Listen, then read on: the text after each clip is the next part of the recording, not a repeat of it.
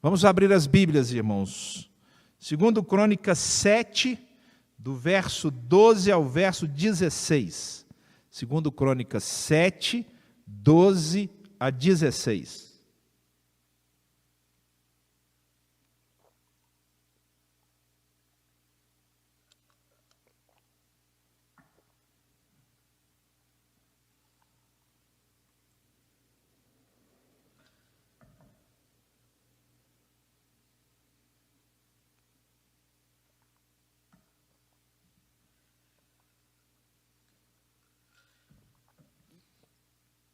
Culto com Bíblia na mão. Aí na sua casa também, hoje nós vamos ver vários textos. Então, Bíblia na mão, para você não perder o costume. Segundo Crônicas 7, 12 a 16. Diz assim: O Senhor lhe apareceu de noite e disse: Ouvi sua oração e escolhi este lugar para mim, como um templo para sacrifícios. Se eu fechar o céu para que não chova, ou mandar que os gafanhotos devorem o país, ou sobre o meu povo enviar uma praga, se o meu povo que se chama pelo meu nome se humilhar, e orar, e buscar a minha face, e se afastar dos seus maus caminhos, dos céus o ouvirei, perdoarei o seu pecado, e curarei a sua terra. De hoje em diante, os meus olhos estarão abertos e os meus ouvidos atentos às orações feitas neste lugar. Escolhi e consagrei este templo para que o meu nome esteja nele para sempre. Meus olhos e meu coração nele sempre estarão. Senhor, fala conosco na mensagem. O Senhor já falou comigo através do louvor, com muita intensidade. E eu clamo agora que o Senhor fale através da palavra. Espírito, entre nos corações, faz o que eu não posso fazer, eu posso só transmitir. Mas é o Senhor que toca, racha, quebra corações de pedra, corações afastados. É o Senhor que amolece mais ainda o coração amanteigado de amor por Ti. Então agora, Espírito, fala com todos nós, começando por mim, e traz uma palavra viva sobre oração, um despertar, um desafio. Em nome de Jesus, eu quero repreender aos demônios enviados para tirar a atenção, para fazer as pessoas pegarem os celulares, para olharem as mensagens do WhatsApp, do Facebook, qualquer outra coisa. Eu repreendo o demônio em nome de Jesus. Agora é hora de atenção fixa, focada na palavra do Senhor. É hora de aprender com o Espírito de Deus. Então agora, Senhor, tenha prioridade, tenha primazia em nossas vidas. E muda os nossos corações. No nome de Jesus, para a glória de Jesus. Amém. Amém. Bênção de Deus, amados. Esqueci de dar aqui o abraço saudoso da Tereza. Tereza ficou em casa com a Sarinha e com o Mateus. Sarinha pegou uma alergia, estava espirrando bastante, então ela também não podia vir. Então Tereza ficou com ela, não pôde estar comigo, ela foi a Itumbiara comigo e deixou aí um grande abraço para você. Eu quero começar esta mensagem fazendo as seguintes perguntas. Preste atenção, cada um de vocês, em nome de Jesus. Quando você ora, você se identifica com a pessoa por quem você ora? Quando você fica sabendo que o Reginaldo, pai da Jéssica, que provavelmente você não conhece, está na cama do hospital, sem falar, sem mexer, só mexe os olhos, e você recebe esse pedido de oração, você se identifica e coloca no lugar dele, ou no lugar do Vladimir, no lugar de quem está com Covid, no lugar de quem está com câncer, tendo que fazer quimioterapia toda quarta-feira de manhã. Você se coloca no lugar das pessoas por quem você ora? Quando alguém te pede oração por outra pessoa, você realmente ora? Você para o que você está fazendo, em determinado momento do dia, e vai falar: Senhor, eu quero colocar diante do Senhor os sobrinhos da Denise, quero colocar diante do Senhor o Vladimir, que é amigo do Tiago. Ou você fala assim: não, eu estou orando por você. Até responde lá: estou orando por você. Mas não ora nada, só ora assim: ah, Senhor, eu estou escrevendo aqui e já estou orando. O famoso golpe, né? A pessoa dá o golpe: Senhor, abençoa o fulano de tal. Ó, estou orando por você. Ou você para, leva a sério, como se fosse um parente seu. Terceira pergunta: quando uma pessoa que está orando perto de você, audivelmente, ora tempo demais, você fica cansado? Você, nossa, pelo amor de Deus, a oração não termina. Será que essa pessoa não sabe que quando ora alto, ela tem que orar pouco? Porque senão cansa a gente. Responde aí para você, não precisa levantar a mão, não. Então, quando alguém ora longo, eu estou falando aqui, estou lembrando de gente que ora longo. Nossa igreja tem uns pródigos na oração. Quando alguém ora demasiadamente longa, te incomoda? Te chateia? Quarta pergunta: você ora por causas impossíveis? Aquela que ninguém resolve, fazer isso aí não tem jeito. Ah, não me pede esse negócio não, porque isso aí é impossível. Você pode até falar que vai orar, mas lá no seu coração fala: ah, nem apresentar isso diante de Deus. Última pergunta: quando os sofrimentos são mostrados nas reportagens da televisão, documentários, jornais, etc., isso te entristece e faz você querer orar por aquelas situações? Pela fome, pela miséria, pelo número de mortos que às vezes cresce, como agora no Mato Grosso, que está com 107% lá em Campo Grande de ocupação. Eles já estão escolhendo lá em Campo Grande, irmãos, para irem para as UTIs só pessoas jovens. Se uma pessoa mais velha estiver num quadro grave e não tem mais vaga, e tiver um jovem, o mais velho não vai, ele vai morrer certamente.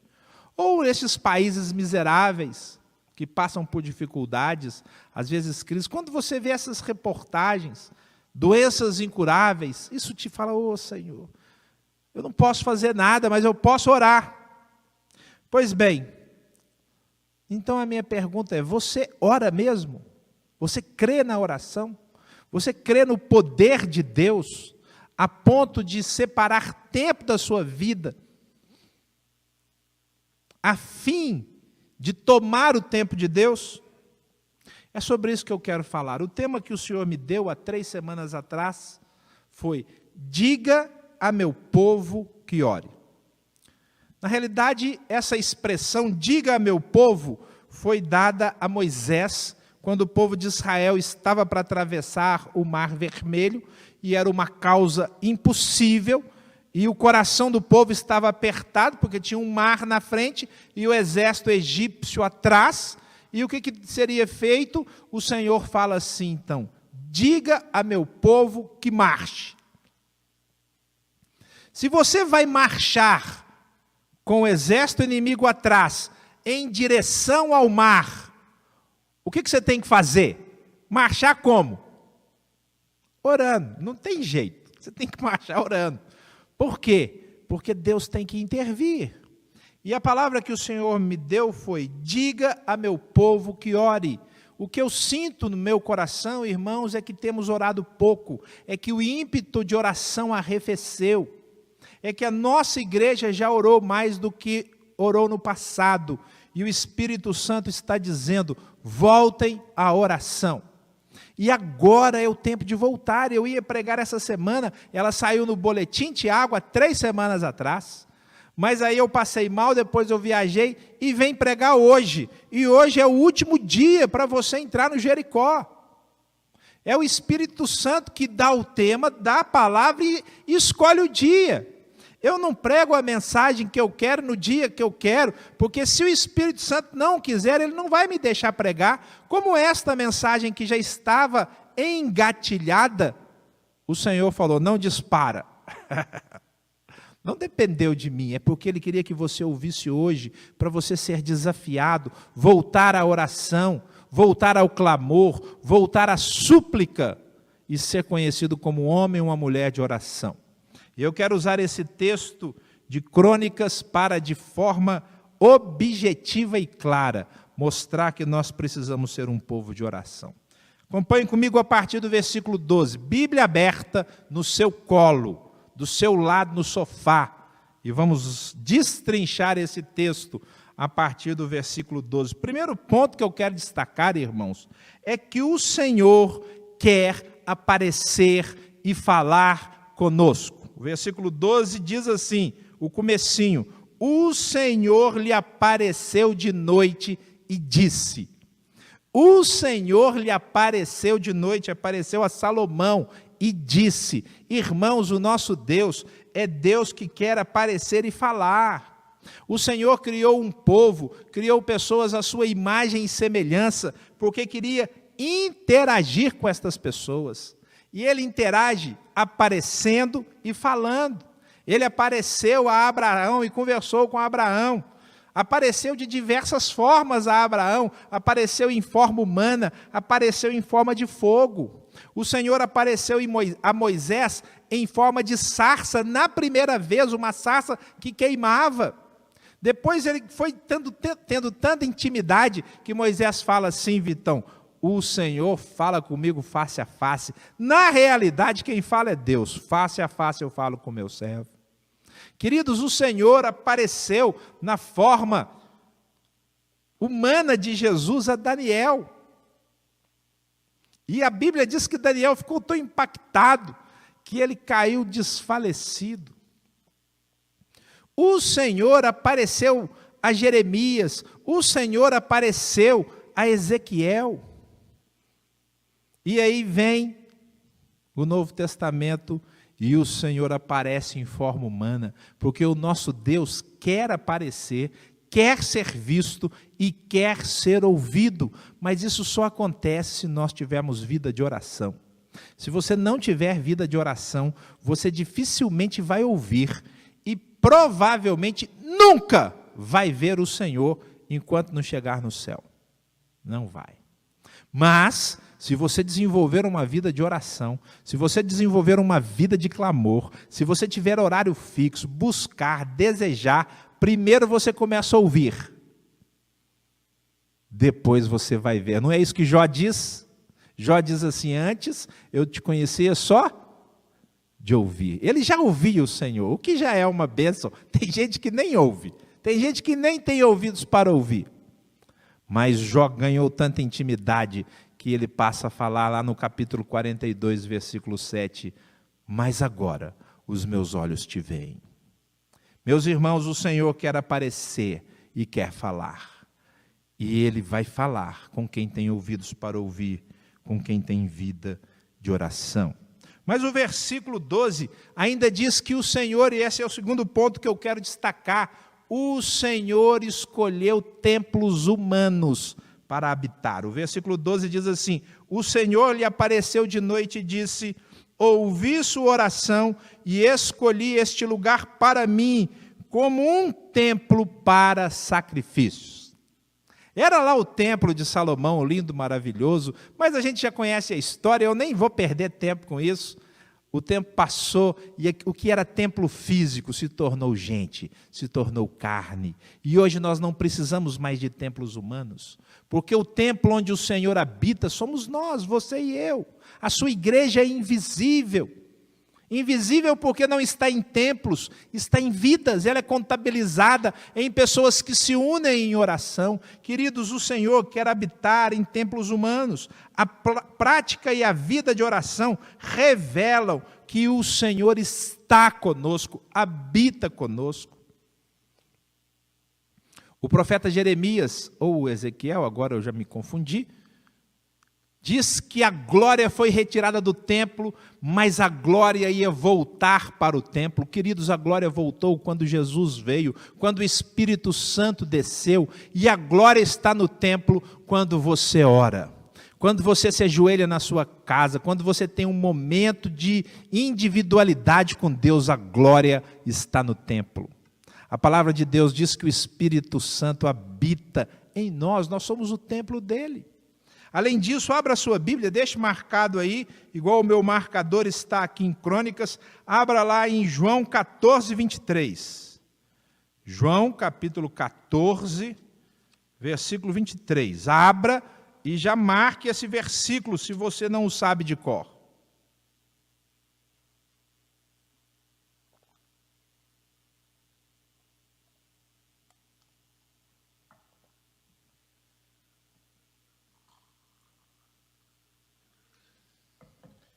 João 14, 23 diz assim: respondeu Jesus, se alguém me ama, obedecerá a minha palavra. Meu Pai o amará, nós viremos a ele e faremos o quê? Morada nele. Aí eu vou lá em 2 Crônicas 7, 12, ouvi sua oração e escolhi este lugar para mim como um templo.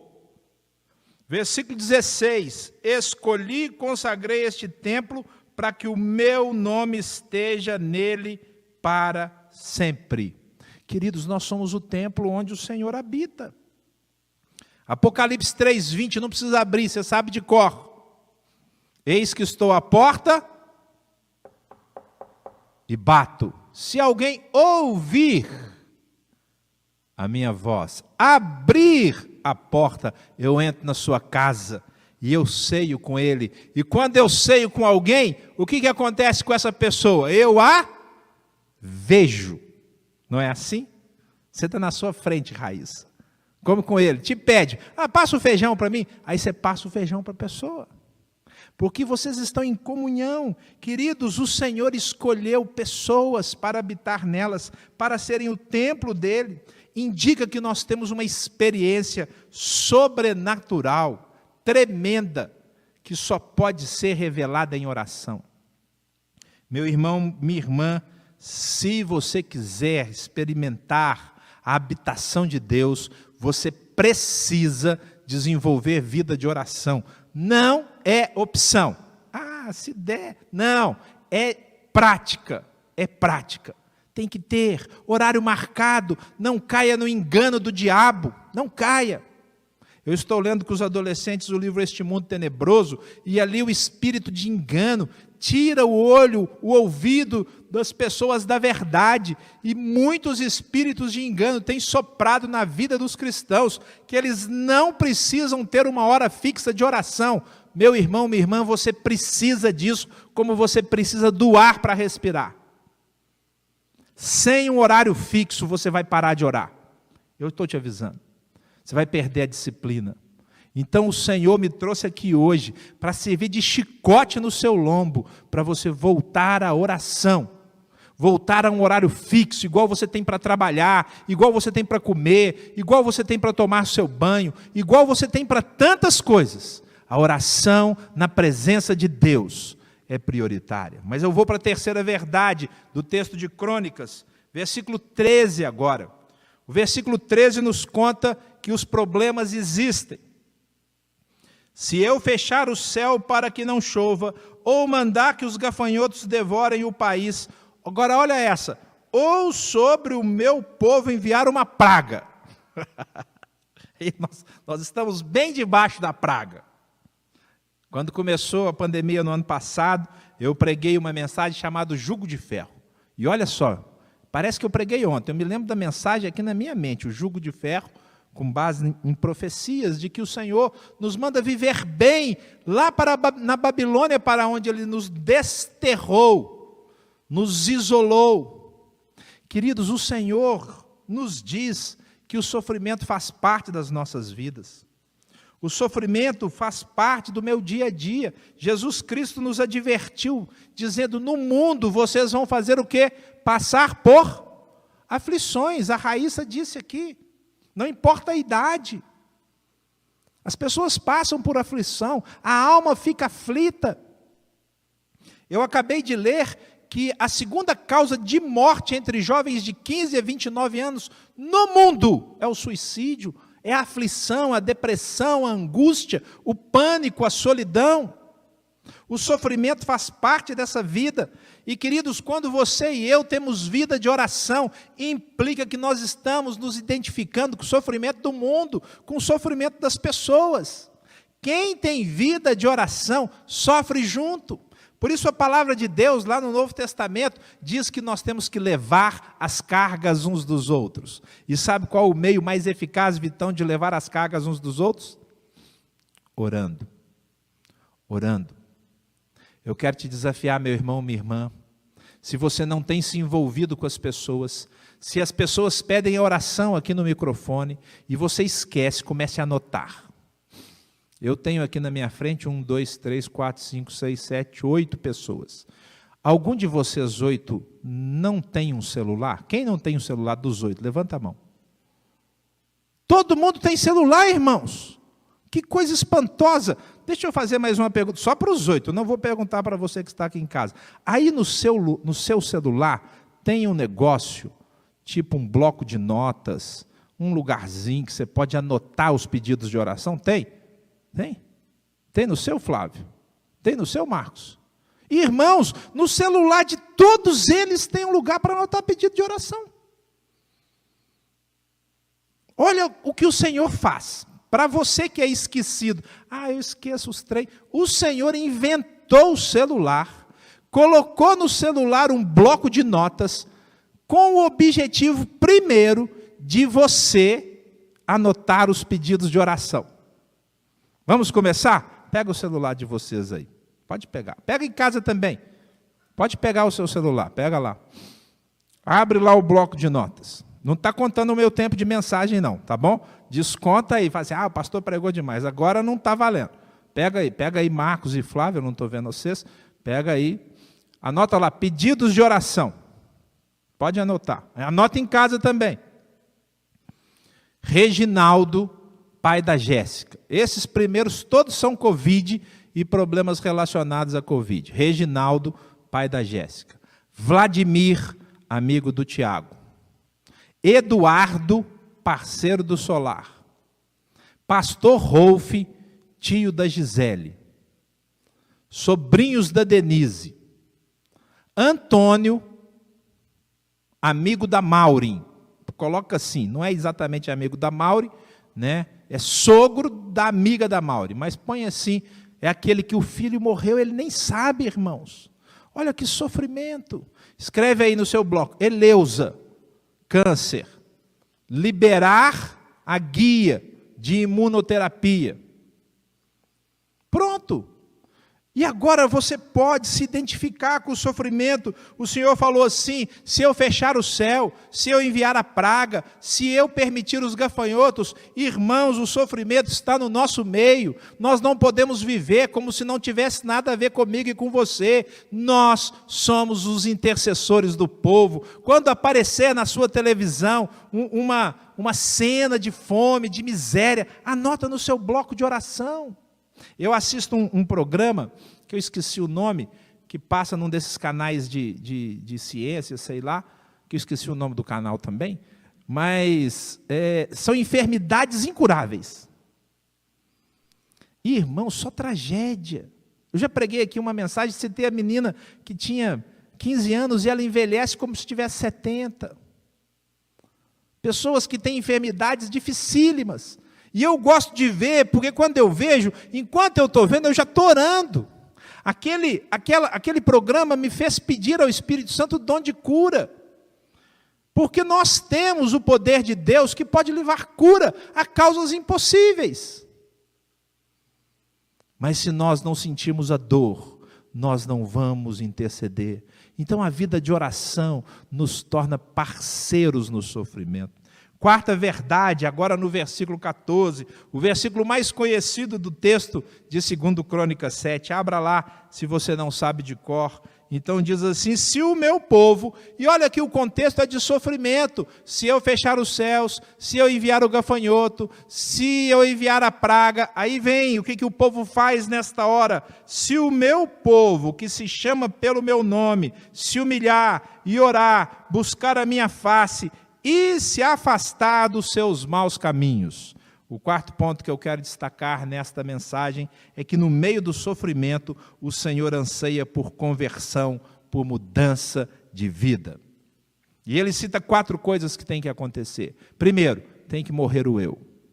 Se o meu povo, que se chama pelo meu nome, se humilhar, tem que morrer o eu. Enquanto tiver um eu gigante, enquanto tiver orgulho, você não vai orar. Eu tenho certeza disso. Não vai. Mate o seu eu. E a morte do eu tem que acontecer todo dia. Não basta matar uma vez na vida na conversão. Não basta matar uma vez na vida durante o culto de domingo. Tem que matar todo dia. Quem quer vir após mim, tome a sua cruz e dia a dia se negue. Mate o seu eu. Mas ele diz, se chama pelo meu nome, se humilhar, orar. Uma prática diária de oração. Jesus falou sobre isso. Todo dia, Gabriel, todo dia, entra no seu quarto, fecha a sua porta e ora a seu Pai. Todo dia, vida de oração. A conversão diária implica em oração diária. Mas ele continua, se humilhar, orar, buscar a minha face. Buscar a minha face é claramente prioridade na intimidade de Deus. Buscar a face é querer ver, é ter vida que clama por Jesus, clama, pensa em Jesus, fala de Jesus. E a 4ª fase da conversão é se afastar dos seus maus caminhos, arrependimento radical. Tereza estava conversando comigo antes de ontem, e ela dizia assim, o arrependimento é radical, tem que arrancar o olho, tem que cortar a mão, não há afastamento do mau caminho se não doer em você, porque arrancar o olho dói, um cortinho de nada dói. Se você quiser ser íntimo de Deus e vida de oração, tem que doer, você tem que cercear. Se é alguma prática do mundo que está te incomodando, está te absorvendo, tem que cortar, tem que jejuar, tem que se afastar dela. E o Jericó é um bom momento para isso, porque vai te levar a destruir essa fortaleza e vai fazer isso todos os dias. É preciso, meu irmão, minha irmã, que nós nos arrependamos dos maus caminhos, cortando, arrependendo radicalmente, para que isso não faça mais parte das nossas vidas. Quando nós fazemos isso, nós então abrimos o canal. E vem o 5º ponto. O Senhor responde e age. Ainda no versículo 14, se o meu povo que se chama pelo meu nome se humilhar, orar, buscar a minha face e se converter dos seus maus caminhos, o final do versículo diz assim, dos céus eu ouvirei, perdoarei o seu pecado e curarei a sua terra. Queridos, o Senhor responde às orações. É isso que ele está dizendo. Se o meu povo se arrepender, se humilhar, orar e me buscar, eu respondo às orações. Eu ouço do céu. Marca e vai lá para Apocalipse capítulo 8. Marca Crônicas, que a gente vai voltar para ele, e vai lá para Apocalipse. Eu li esse texto e mandei na meditação, no tempo de lockdown, por causa aí do tempo que nós oramos juntos no lockdown aqui em Ribeirão. E eu fiz um estudozinho nesse texto, e eu quero só ler o texto, Apocalipse 8, 3 a 5. Apocalipse 8, 3 a 5.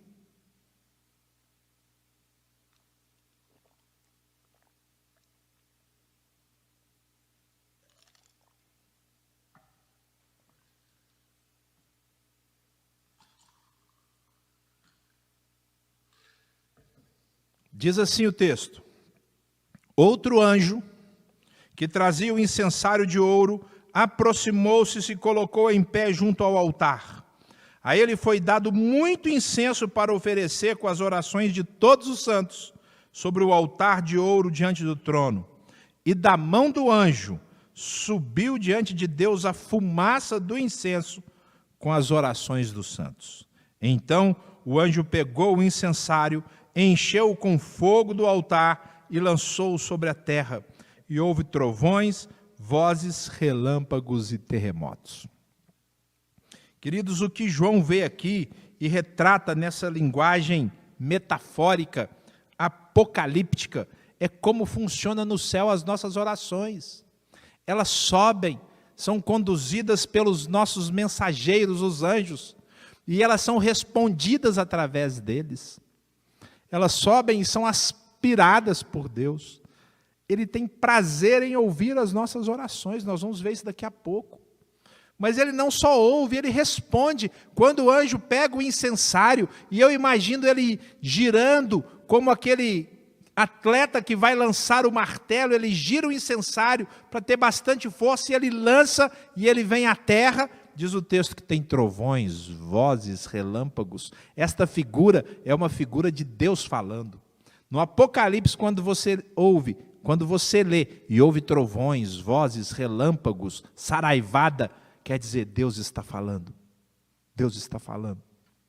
Deus está agindo. Deus está respondendo. Queridos, Deus responde às nossas orações. A prática e a vida de oração revelam a certeza de que Deus age, mesmo que pareça impossível. Eu pergunto a você, você está pronto, preparado para ser desafiado a orar por impossíveis? Queridos, só a igreja pode orar por impossíveis. O Evangelho é a vitória sobre o impossível. É a vitória sobre coisas que o homem não pode resolver. E o caminho para esta vitória chama-se oração. Não tem outro nome, não tem outro caminho.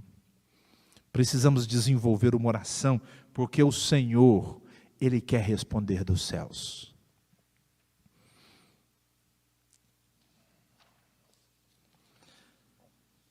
Sexta e penúltima verdade que eu quero destacar, versículo 15. Versículo 15 diz assim, segundo Crônicas 7. De hoje em diante, olha que coisa linda, os meus olhos estarão abertos e os meus ouvidos atentos às orações feitas neste lugar. Será que a gente consegue decorar? Vamos tentar? Então lê aí na sua Bíblia, porque senão você não vai conseguir, porque eu não vou falar, você que vai ler. Aí eu vou perguntar se você decorou. Lê aí. Para os irmãos que estão aqui que eu vou perguntar. Para você em casa não adianta, mas você tem que ler aí também.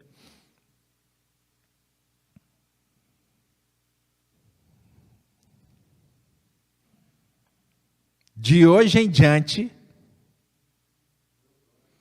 os meus olhos estarão abertos e os meus ouvidos estarão atentos às orações feitas neste lugar. Que lugar? O lugar onde o Senhor habita. E que lugar é esse que o Senhor habita? Nós, queridos. A palavra de Deus está dizendo que de hoje em diante, num tempo contínuo, num tempo que não vai parar, se eu e você tivermos vida de oração, o Senhor vai prestar atenção em nós. Os olhos dele estarão procurando pessoas que oram. Procurei, diz o texto, alguém que se colocasse na brecha, que tivesse vida de oração. Os meus ouvidos estarão atentos. A história das missões conta sobre um missionário chamado John Hyde, que foi pregar o evangelho na Índia, e ele era um homem de oração. Às vezes ele ia para um congresso, Tiago, Clóvis, e o congresso começava sexta-feira, ele chegava 3 dias antes, entrava no quarto dele de hotel e ficava orando. Não saía para comer, não saía para almoçar, não saía para jantar. E quando ele começava a pregar no congresso, ele abria a boca e as pessoas começavam a chorar. Ele nem falava o conteúdo. porque o Espírito Santo já estava agindo. Havia um ditado sobre João Haide que dizia o seguinte: quando João Haide ora, até os anjos fazem silêncio no céu. Sabe por quê, queridos? É um canal aberto. A prática de oração revela que Deus tem um canal aberto. Os meus olhos estarão abertos, os meus ouvidos estarão atentos à oração que se fizer neste lugar. Que lugar? Aí na sua casa, no seu quarto, aqui nesse salão, enquanto nós estamos aqui, lá no seu trabalho, onde você orar, tem um canal aberto, céu e terra. Por isso que Jesus, lá em Mateus 18, diz assim: tudo que você ligar na terra, será ligado no céu. E tudo que você desligar na terra, será desligado no céu. E a ordem é essa: liga-se e desliga-se primeiro na terra. Porque quem tem vida de oração, nós vamos ver no último ponto, sabe o que Deus quer. Anda com Deus, proclama a palavra de Deus, fala a verdade de Deus, porque há uma continuidade. E essa continuidade só é possível através da oração. Não tem outro caminho. Não existe, não existe. É a vida de oração. Mas eu quero terminar a mensagem e o texto no versículo 16. O versículo 16 diz assim: escolhi e consagrei este templo para que o meu nome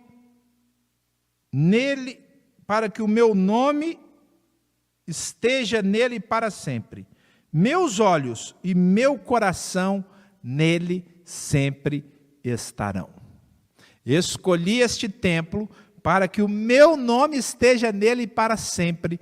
Meus olhos e meu coração nele sempre estarão. Queridos, a prática e a vida de oração revelam que o Senhor elegeu um representante ou uma representante que o faz conhecido na terra. Porque quando você vê um templo, quando você vê uma igreja com cruz, você fala, ali é lugar de buscar Deus. Não é isso que você fala? Os católicos têm uma prática ritualista, que quando eles passam na frente de um templo católico, eles fazem o sinal da cruz, porque o templo aparentemente revela que é um lugar de buscar a Deus. Mas, queridos, quando Jesus veio, os templos físicos perderam a importância. Qual que é o lugar de buscar a Deus agora? Sou eu. Guardadas as proporções, na hora que alguém passasse na minha frente, tinha que fazer o sinal da cruz. Não para a ré da Satanás, mas falar assim, aqui está um lugar de buscar a Deus. Queridos, é o que nós somos. Nós somos o lugar de buscar a Deus. As pessoas têm que vir a nós para buscarem a Deus. Porque em nós o nome do Senhor está. Ele colocou o nome dele em nós. É isso que Paulo vai dizer, falando assim, dele, de Cristo, de Deus. Toma o nome toda a família. Nós carregamos o nome do Senhor. Nós somos chamados de cristãos, e a palavra cristão significa pequeno Cristo. E carregar o nome significa, na Bíblia inteira, ter o caráter. Se você carrega o nome, se eu carrego o nome, o caráter de Deus, o caráter de Cristo, precisa estar em nós. Sermos mansos, humildes, chorar no espírito, limpos de coração, pacificadores, não nos preocuparmos se formos perseguidos, vivermos o fruto do Espírito, o amor, a paz, a alegria, a mansidão, o domínio próprio, a fidelidade. Queridos, nós somos o templo que leva o nome do Senhor. É assim que funciona em toda a Bíblia, é assim que funciona no Novo Testamento. Nós somos o veículo que leva Jesus no mundo, no reino espiritual. Um grupo de 7 filhos, um grupo de 7 homens, filhos de um sacerdote, foram expulsar um demônio de uma pessoa, e o demônio era tão forte, Clóvis, que saltou sobre os meninos, bateu no 7. E eles expulsavam dizendo assim: eu te expulso, demônio, em nome de Jesus a quem Paulo prega. E o demônio disse assim: ó, eu sei quem é Jesus e conheço a Paulo. Paulo levava o nome de Cristo. Queridos, o Senhor nos escolheu, porque nós temos vida de oração. A escolha não é uma escolha de predestinação antes da gente nascer. Ele escolhe quem o escolhe. Ele vai escolher você se você tiver vida de oração. E com você, Ele vai colocar o nome. Mas Ele vai colocar o olho dele. Diz o texto: os meus olhos estarão nessa casa. Ter os olhos em nós, os olhos de Deus, é ter discernimento. Porque os olhos do Senhor enxergam as coisas como de fato elas são. Então, se você for um homem de oração, olha a lógica fantástica. Se você for uma mulher de oração, você vai ter os olhos do Senhor e você vai ter discernimento. Você vai ter sabedoria e as pessoas virão a você pedir conselhos. Porque quando você fala aquilo que Deus quer. Eram os profetas eram assim. A palavra de Deus diz que, lá em Jeremias 42, que todo o povo chegou e falou assim: Jeremias, consulte ao Senhor por nós e veja aquilo que o Senhor quer que nós façamos. Irmãos, nós somos os profetas. Você, Carlinhos, Vitão, você, Marcos, Raíssa e Júlia, você que está em casa, você é o profeta, a profetisa do Senhor hoje, se você for uma pessoa de oração. Porque se você for alguém de oração, o Senhor coloca os olhos em você e você enxerga as coisas como Deus vê. É isso que diz a Bíblia, é isso que diz o Novo Testamento, mas não é só os olhos que ele coloca, diz o texto que ele coloca os olhos e o coração. Os meus olhos e o meu coração estarão nessa casa para sempre. Quem tem vida de oração não só enxerga como Deus enxerga, mas sente como Deus sente. Eu creio, irmãos, que talvez essa seja a maior virtude do cristianismo. Sentir como Deus sente. Quando alguém sente como Deus sente, o eu já morreu há muito tempo. Não interessa o que o mundo fala, não interessa se eu tenho prova, se eu tenho que trabalhar, se eu tenho que pagar alguma conta. Não, pode deixar, tia, pode deixar. Não interessa absolutamente nada. Se eu sinto como Deus sente, eu me identifico com Jesus Cristo. Eu posso dizer como Jesus diz lá em João 10, eu e o Pai somos um. Nós temos uma unidade. O nosso coração bate no mesmo compasso. Nós sentimos juntos. Nós sofremos juntos. O Senhor divide comigo o que está no coração dele, porque eu tenho vida de oração. Queridos, o Senhor chama cristãos, filhos e filhas, para terem vida de oração. Ele não quer gente só que venha ao culto online. Se ir ao culto físico já era fácil, ir ao culto online é moleza. Moleza. Se você está se contentando com o culto online e na sua cidade já liberou a presença, você está vivendo de moleza, papinha espiritual. Pode ter certeza. Sabe por quê? Porque o Senhor chama para muito mais. Ele chama para a vida de oração. Agora, se você tem vida de oração todo dia, pode ficar com o culto online. Aí pode ficar, porque você paga o preço. Você sacrifica o seu eu. Você passa 30, 40, 60 minutos de bom grado na presença de Deus. Meu irmão, minha irmã, nós passamos horas trabalhando.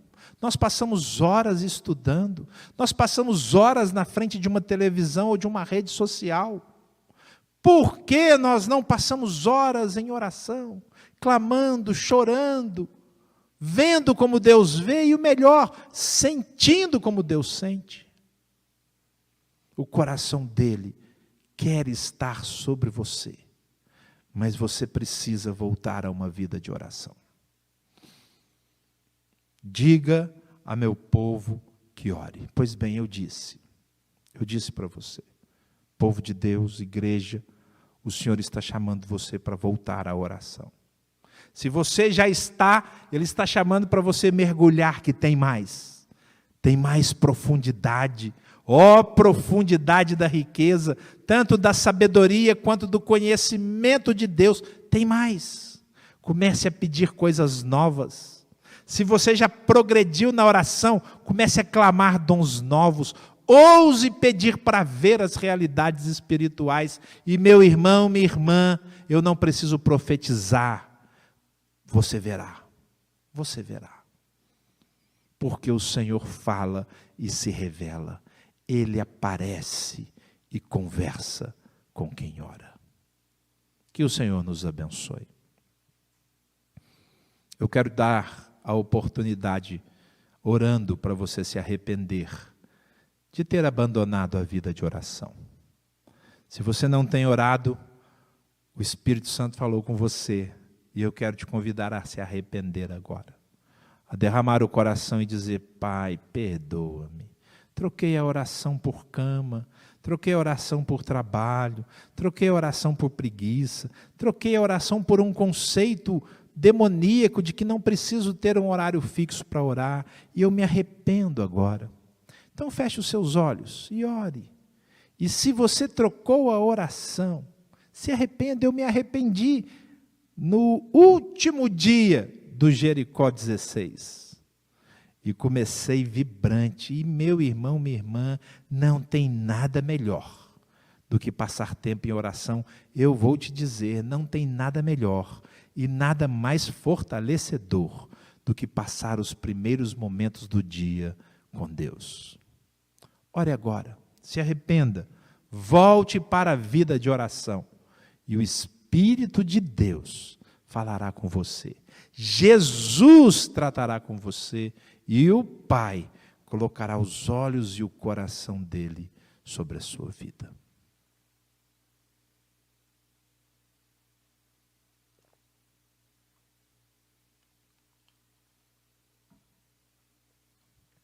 Pai querido e amado, obrigado por esse tempo.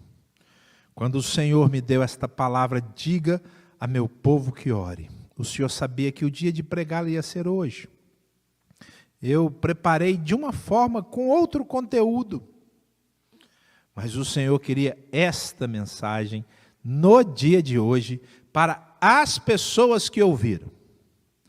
Uma flecha do céu atravessou o coração de cada um. Não foi a minha palavra, foi a ação do Espírito Santo, porque só o Espírito de Deus rasga corações. Obrigado, Espírito, porque o Senhor continua a agir poderosamente. Que os meus amados voltem para esta vida e não a abandonem jamais, porque se não abandonarem, os teus olhos, os teus ouvidos estarão abertos e atentos às orações que eles fizerem. Eles serão representantes teus, e o Senhor, onde eles pisarem, levará a tua própria presença. Pai, é assim que eu oro, abençoando a tua igreja, para que a tua igreja, espalhada na face da terra, seja uma igreja de oração.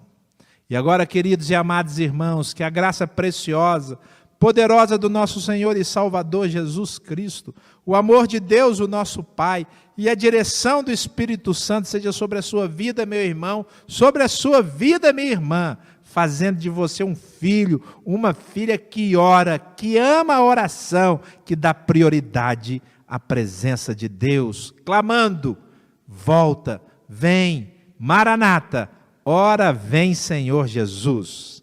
Amém e amém.